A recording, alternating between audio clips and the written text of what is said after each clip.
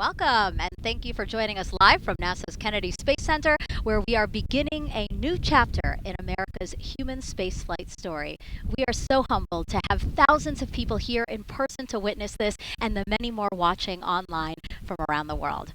I'm NASA's Megan Cruz, and this is NASA astronaut Nicole Ayers. Thanks, Megan. What a historic day to be here. What a historic day to be here. Obviously, for what we see right behind us here, the SLS rocket and Orion spacecraft on launch pad 39B.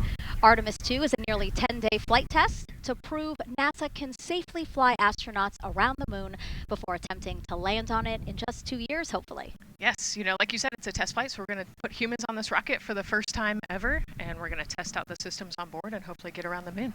And in charge of liftoff today is Launch Director Charlie Blackwell-Thompson. She and her team are just across the street from us inside of the Launch Control Center. They kicked off continuous around-the-clock operations just before 5 p.m. on Monday and started fueling the rocket about 4 hours ago. That com cap will also connect into the suit, which then eventually connects into the capsule through an umbilical there. So there's a lot of cords and wires. You can see them tuck in that cord under his chin right now. And so the suits they're wearing, they're called the Orion Crew Survival Suits, or OX suits.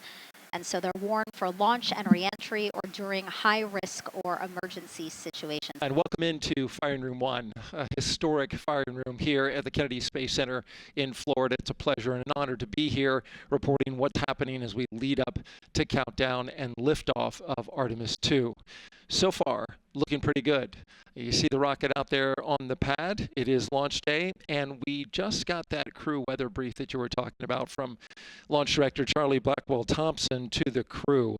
It looks like a countdown at this point is in good shape, and that's great news. Fueling continues to track well. We just reached all stages replenished. Now, Reid Wiseman is a Baltimore native. He's been in space once before as flight engineer for Expedition 41 aboard the International Space Station from May through November 2014. And so now here we are, pilot Victor Glover. NASA selected the California native as an astronaut in 2013. At the time, he was actually serving as a legislative fellow in the United States Senate. His first trip to space was in November 2020 when he launched as pilot of NASA's SpaceX Crew 1 mission. That was the first operational mission of NASA's Commercial Crew program. And so it looks like Christina here has completed her suit leak checks as well, her communication checks too. Yep, they've already got her gloves off. They're getting ready to kind of hang out and relax a little bit, I think, before they walk out. She is a mission specialist for this mission, native of Grand Rapids, Michigan. Was selected to the astronaut corps in 2013, so actually same class as Victor. And last but not least, first-time flyer, Canadian Space Agency astronaut Jeremy Hansen will fly to the moon as a mission specialist on the Artemis II mission. The London, Ontario native was selected as an astronaut in 2009. After that, he worked as CATCOM at NASA's Mission Control Center in Houston. The team you see here in this room today has been training extensively to prepare for the highly dynamic phase of flight that begins shortly after engine ignition. Teams here will be monitoring the flight of the Space Launch System, Orion, and of course the Artemis II crew on board as they make their way from the Kennedy Space Center into Earth orbit. Yes, a pre-flight tradition that we have seen with our crewed flights and our astronauts, the card game, Nicole. Yeah, this is a fun time for the crew. Kind of relax a little bit, play a card game with the chief. You can see Scott Tingle there is the dealer today. Looks like they're playing high card wins. So Victor won. He's out. Now Jeremy's out. There are two schools of thought on this game. Either you want to get rid of all your bad luck or go out on a high note. So it looks like the crew chose we're going out on a high note. Now, the SLS, or the Space Launch System, very big, very powerful. It is going to be producing 8.8 million pounds of thrust at launch. And like I mentioned, very large, as you can see here, going to stand about 322 feet tall with Orion there on top, just a little bit taller than the Statue of Liberty. And here we are, the closeout crew in the White Room getting ready for the astronauts who have just left crew suit up and are now walking down a hallway to greet some family and friends downstairs. Commander Reid Wiseman, pilot Victor Glover, mission specialist Christina Koch, and Jeremy Hansen.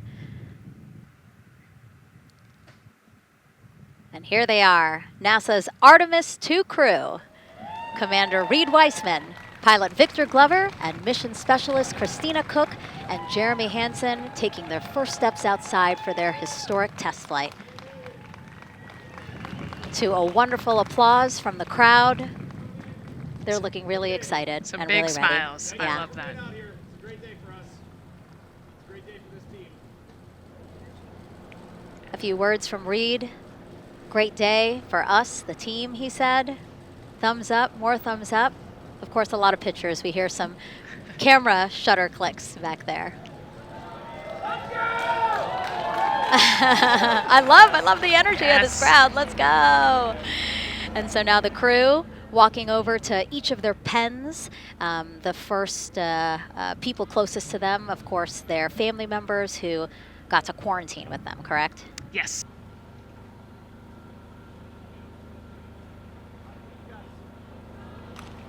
You heard Reid there saying, "Thank you guys," as the crowd picks up again with their applause, and the four of them step into their Astrovan.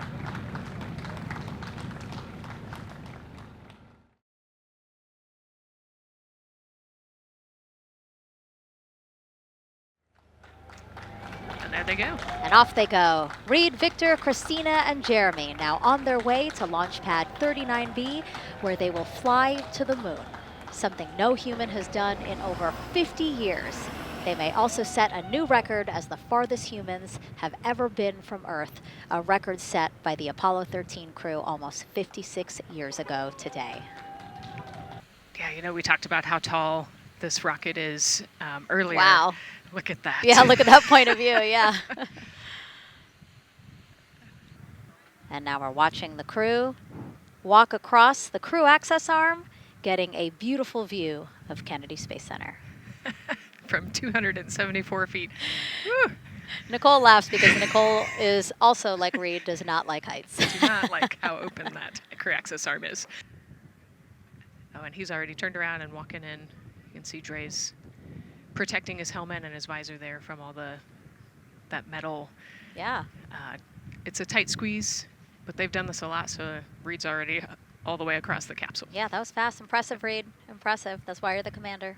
Oh, a heart there from Jeremy again. Yep, Canada. Yeah. Canada is about to get into Orion.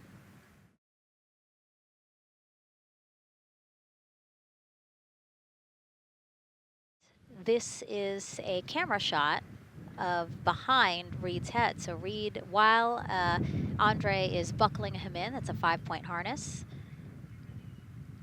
Reid was configuring his control panel. Yeah, the displays. We're getting the displays ready so that they can monitor all of the systems and monitor the launch as they go. Christina there signing the wall. That they're working there. And there's a heart from Christina Koch. Great to see that as she gets ready to get into the Orion spacecraft, one that they named Integrity. It certainly fits this crew from what I've observed. Drag on camera, like we were saying, that kind of moves around, so sometimes it's hard to show that, so there you have it. You can see that the closeout crew has closed the side hatch. And so right now, that's a panel that they have to close out in order to then close the next hatch, which is the launch abort system hatch. We are currently not working any constraints with regards to the rocket or the ground systems. But the launch team has been made aware of an issue that the range is working. And currently they're monitoring that work that is going on over at the range. We understand that that issue is related to the flight termination system. Now, the flight termination system, just to give you a quick explainer, every rocket has a flight termination system. It's the system that the Eastern Range here uses in order to send a destruct signal to a rocket in case it veers off path. So it's a very critical, important safety component. The bottom line of all this is, at this moment, the range is no-go. But that is not stopping us from moving forward in the countdown. We can continue to process and work the countdown The closeout crew will continue to do their work, and the launch team will continue to do their work as well. We're just getting an update, in fact, about what I was about to report out on the range, and the good news is the range is go. As we see now live inside of the White Room at the launch pad, the closeout crew has closed the launch abort system hatch. You saw there, we took it live. Took a lot of them, I think all of them. Except for one. I think it took all 3 or 4 of them to push that hatch door close, and then they felt around the perimeter of the door to make sure that everything was sitting just right. We currently are hearing the launch team is working an issue that was reported out with the LAS. At least there's an issue apparently with a battery on the LAS. The engineer who is in charge of the launch abort system sits on console here, reported that a temperature for one of the 2 LAS batteries is out of range, and although it's not a constraint for launch right now, it would be when that temperature is checked inside of T-minus 6 minutes, which is inside of terminal count. So right now the team is working some troubleshooting on this issue. Going to follow, of course, along closely with what they learn. But again, a battery temp for one of the 2 batteries on the LAS is out of spec, and the team is working to understand, first of all, whether or not this may be a sensor issue, or is there an issue with the battery itself. We're one big NASA team, one big NASA family, and we have one major message before we launch tonight. Okay, guys, what are we going to say? 1, 2, 3. Go Artemis!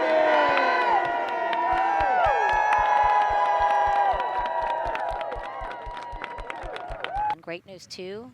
Remember, the team was tracking an issue with the launch abort system battery.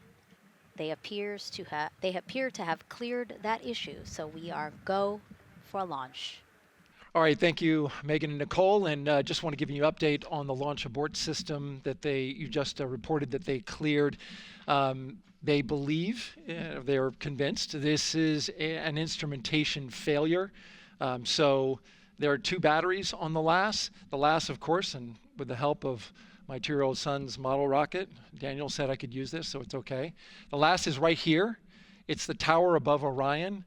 Orion capsule is inside of here. It's used to pull Orion off the rocket in case something's going on with the rocket, either on the pad or in flight. 2 batteries are bad. Well, I'm sorry. One of the 2 batteries reported an out-of-family temperature, and it was very much out of family.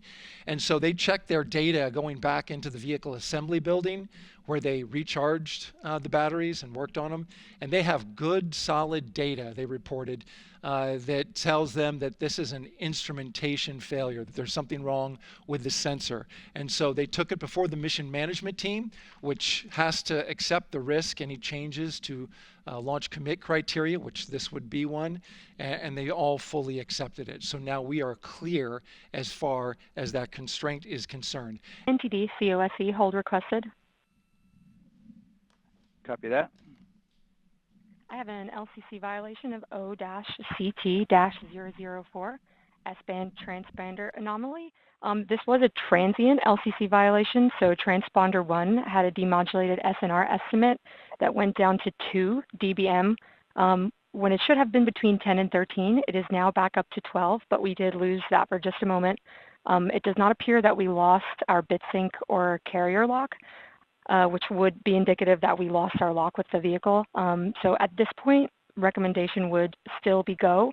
However, we do have a pre-planned contingency procedure if we want to look at that. But again, this was transient, so we're back in a nominal range.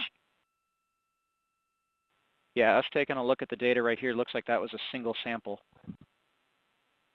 Yeah, copy that. RFTS does report that they also lost lock for about 5 seconds. So I would love to ask KUS and see if they also lost lock with the vehicle for any extended amount of period. Yeah, so from our perspective, the allowance is effectively up to 30 seconds, up to 3 samples based on the 1/10 hertz. This is not an LCC violation, I believe. Yes, sir. I would agree with that at this point. Copy that. We're checking with KUS on 232. I don't think they have 212 access. We're trying to verify, but it sounds like they have a loss of lock as well. About 2 seconds. Okay. And I guess for both KUS and COSE, do we have lock now?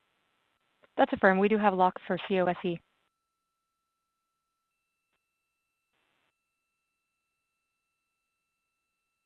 Yeah, so from the integration console perspective, we did have a temporary loss there within the allowable, and per the requirement, let's go. And this is Houston Flight. We have lock and we have good telemetry here in GSE.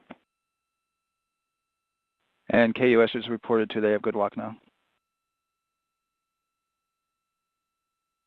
So with all of that, OSC, then are we in a go configuration per your LCC?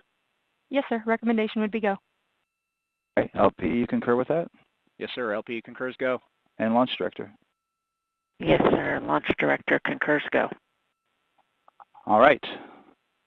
And for all personnel, this is the NTD conducting the Artemis II launch readiness check. Verify ready to resume count and go for launch. OTC? OTC is go. STC? STC is go. GTC? C's go. MCO? CO's go. Safety Console? Safety Console is go. LPE? LP's go. RTD? RTD's go. Houston Flight? Houston Flight is go. ROC? ROC is go. And CDR? Crew is go. Copy that. Thank you, Reid. And Launch Director NTD, our launch team is ready to proceed at this time. All right, NTD, I copy all. At this time, I'll perform my poll.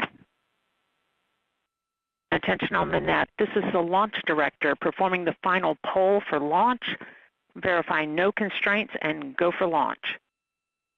EGS, Program Chief Engineer. Artemis Chief Engineers are go. Copy, thank you. EGS, Chief Safety Officer. The Artemis CSOs are go. Copy, thank you. Range Weather.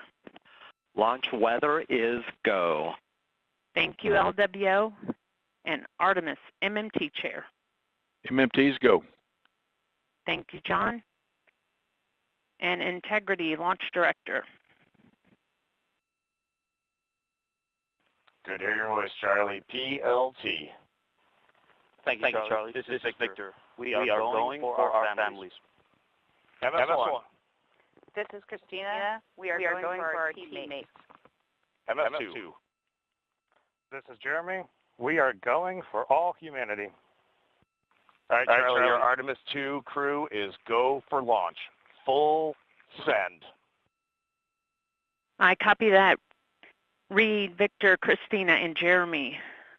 On this historic mission, you take with you the heart of this Artemis team, the daring spirit of the American people and our partners across the globe, and the hopes and dreams of a new generation. Good luck. Godspeed, Artemis II. Let's go.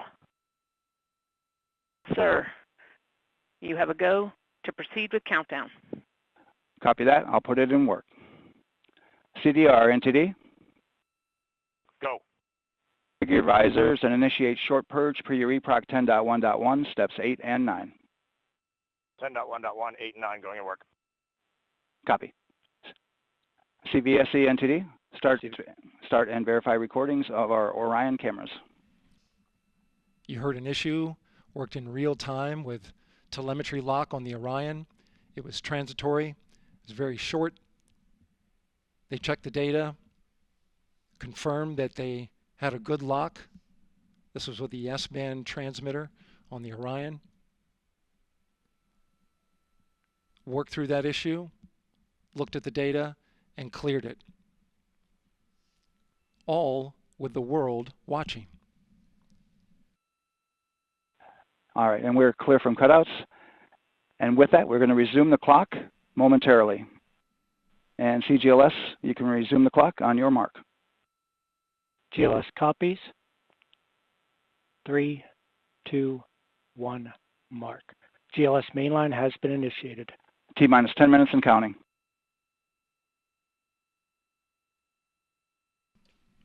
And that begins terminal count. Our new T0 is 6:35 p.m. Eastern Time. 6:35 p.m. Eastern Time. We are now counting down to liftoff of Artemis II. GLS is go for crew access arm retract. And there you see the crew access arm moving away.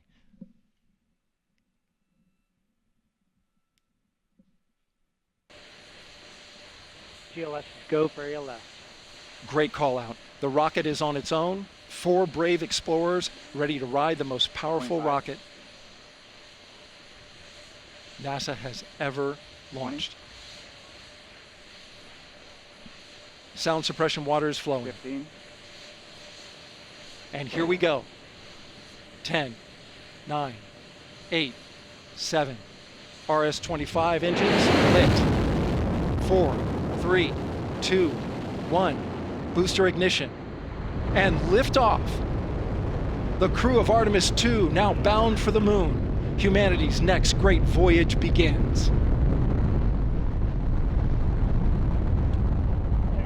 Good roll pitch. Roger, roll pitch. Houston now controlling the flight of Integrity on the Artemis II mission around the moon. Integrity, AMT high. AMT high. On time, passing 30 seconds into the flights. Integrity passes the alternate beacon. Target milestone. Mission Control Houston seeing good performance on the 4 main engines on the Space Launch System core stage. Integrity, 3 miles in altitude. Traveling more than 1,200 miles per hour.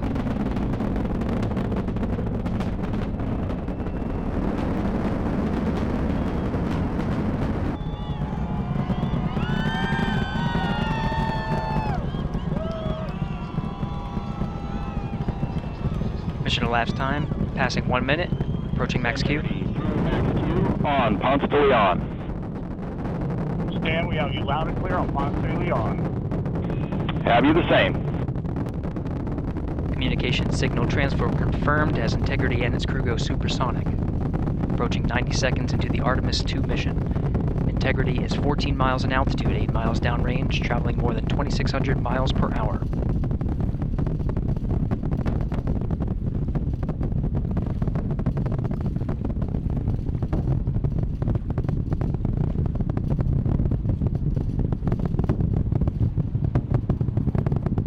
Minute 50 seconds of mission elapsed time, standing by for main engine throttle down to 85%, ahead of solid rocket booster separation, expected at the 2-minute 9-second mark.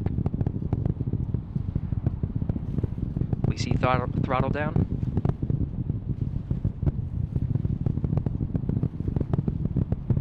Confirmed separation. Main engines throttling up, guidance converged.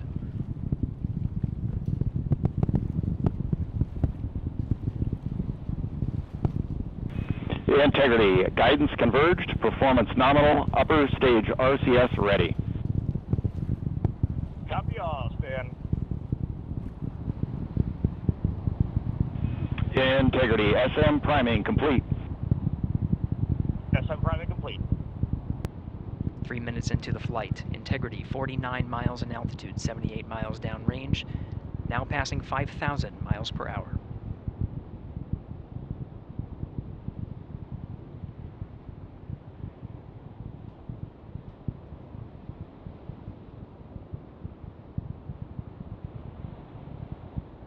Standing by for launch abort system jettison.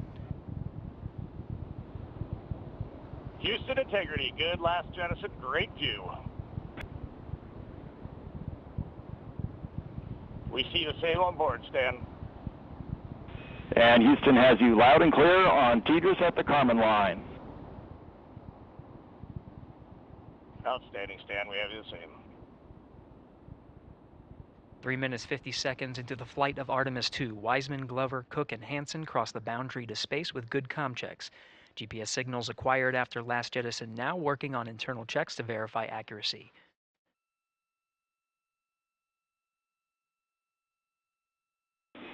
Integrity, GPS processing. Outstanding, Stan, we see the same, and we have a beautiful moonrise. We're headed right at it.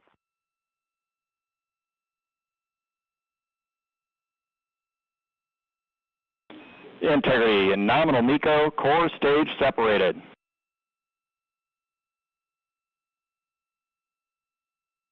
We see the same on board, Stan.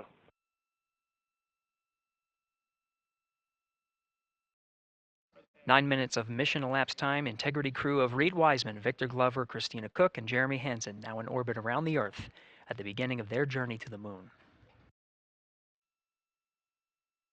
This is Mission Control Houston, 25 minutes, 45 seconds into the flight of Artemis II.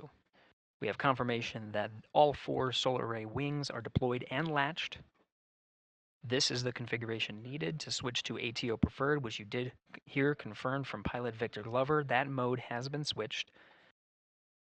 Now getting our first views from one of the solar array wing cameras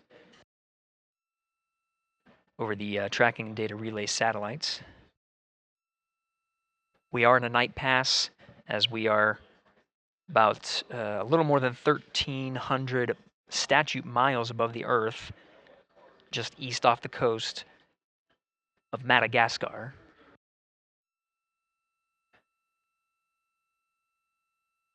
You can see the perigee raise maneuver from the main engine of the ICPS firing from the solar array wing. Standing by for confirmation of cutoff.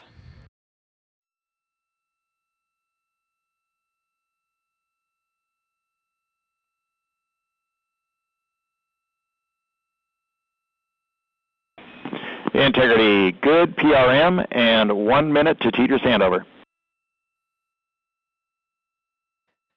And with the regain of comm, we're starting to get some views aboard the Orion spacecraft. Integrity Houston, voice check on Tidris.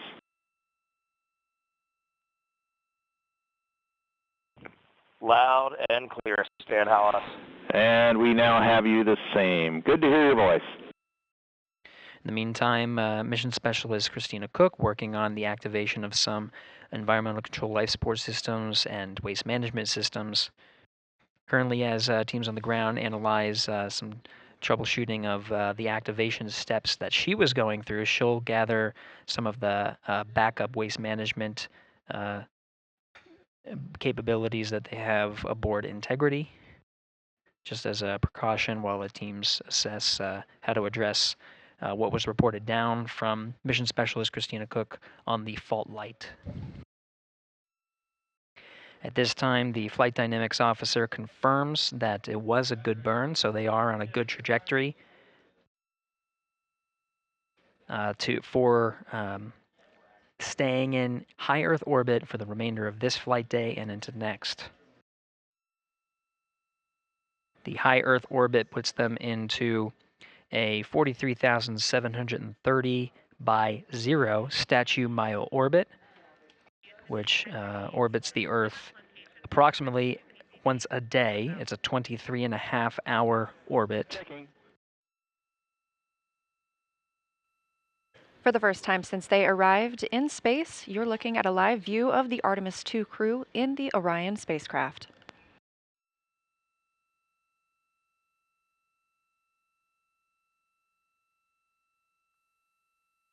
All right, Amy, welcome on board the Integrity spacecraft. We got, right now, myself and Christina are in seats 1 and 2, getting ready for rendezvous and proxops demonstration.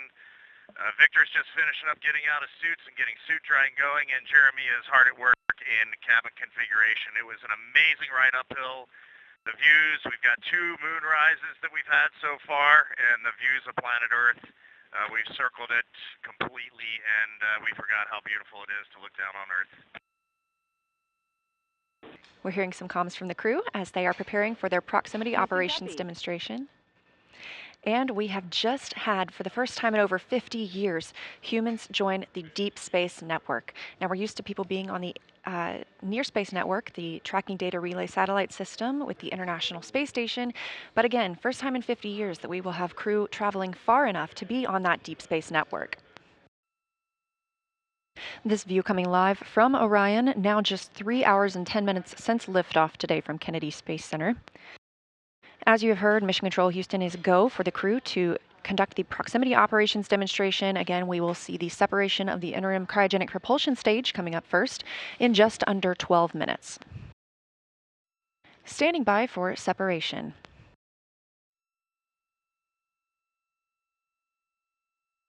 Yeah, we have good separation, good motion. We are ATP go. Confirmation, separation from the interim cryogenic propulsion stage. Good motion. Go for 180 pitch, confirmed. Separation confirmed, Houston. Houston copies. All right, here comes the pitch rate.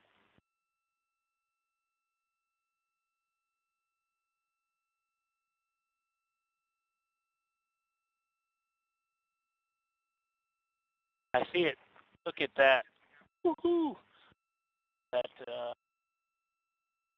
This view inside Orion. I see the moon in the camera, and now I see ICPS in the docking camera field of view. Okay, waiting for 550. I'm on the THC. There's 550, starting the 19N. 1. This is the view from 5, 9, and This is the view arrow. The docking camera is showing the crew inside Orion. 19 ends. Much quieter. Got a little rumble, Checking. like we're driving on a rocky road, but much quieter than in the sim. I'm showing about 3 degrees wide on ICPS. And it's holding right near the center. Integrity, no action for you on that enable prop caution. No action. Bit of ICPS. Did you see that photo off the screen on camera view? 0.8 degrees wide. Quite large. All right, I'm going to course. 0.9 degrees. 1 degree wide. Here comes 6 outs. 1, 2, 3, 8 down pulses. Great view of the ICPS that powered Orion during the perigee raise maneuver and apogee raise burn. 4, 5, 8. I can see the side docking target. That is a good looking American flag. Wow.